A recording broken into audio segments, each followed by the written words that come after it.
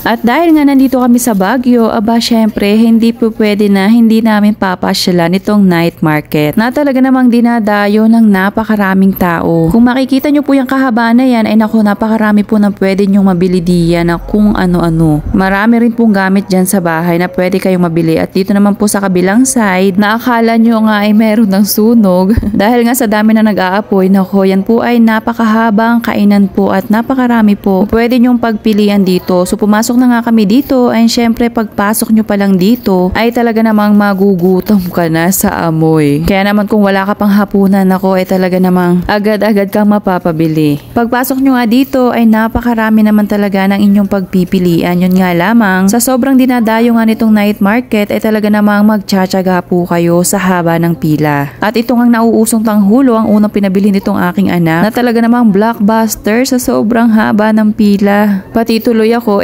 napabili na rin dahil nga na-curious din ako sa lasa nito. Matagal na nga nila itong nire-request sa akin, kaya naman nung nakita niya ito ay ito agad yung una niyang ipinabili sa akin. At first bite ng Ate Chacha, aba napakasarap naman daw talaga. Ito namang aking bunso parang nagsisisi na kasi nga dumidikit daw sa kanyang ipin yung asukal.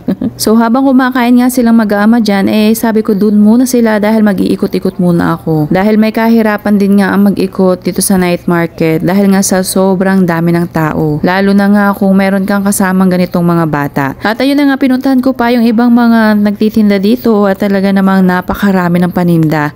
Marami po kayong pagpipilian, kaya naman pala dinadayo ito. At tipong dito na nga mga naghapunan yung mga nagpuntahan dito. Kapag naman bumili ka, ay malawak naman po yung space sa mga gilid. Kaya naman pwede po kayong kumain doon. At sa sobrang dami nga nabilihin dito, aba ay siguraduhin ninyong marami kayong baon na cash. Dahil sa kung mga paninda din lamang ang pag-uusapan, ako ay napakarami talaga ng pagpipilian nyo dito. At dahil nga sobrang bango ng mga ihaw-ihaw dito, ay talaga namang napabili na rin ako. At sa sausawan pa lang ay talaga namang panalo na. So bumili na nga rin ako nitong isaw dahil itsura pa lang ay napakasarap na. At nung malapit na nga kaming umuwi, ay nakita naman namin itong taho station. Na kanina ko pa nga hinahanap. Sabi ko nga, yung taho na strawberry flavor ang kailangan kong matikman sa pagpunta ko dito sa Baguio. Kaya naman bumili na rin kami, and syempre yung flavor na napili ko ay strawberry. At hindi naman nga ako nabigo, ay napakasarap pala talaga ng taho dito. Kaya naman kung may bala kayong pumunta dito sa Baguio, aba ay huwag nyo kalimutan na dumaan dito sa night market. Nako, hindi talaga kayo uuwing gutom sa sobrang dami ba naman ng mga paninda dito. At ayun na nga, after namin kumain ng taho ay umuwi na kami. So yun lamang po, bye bye!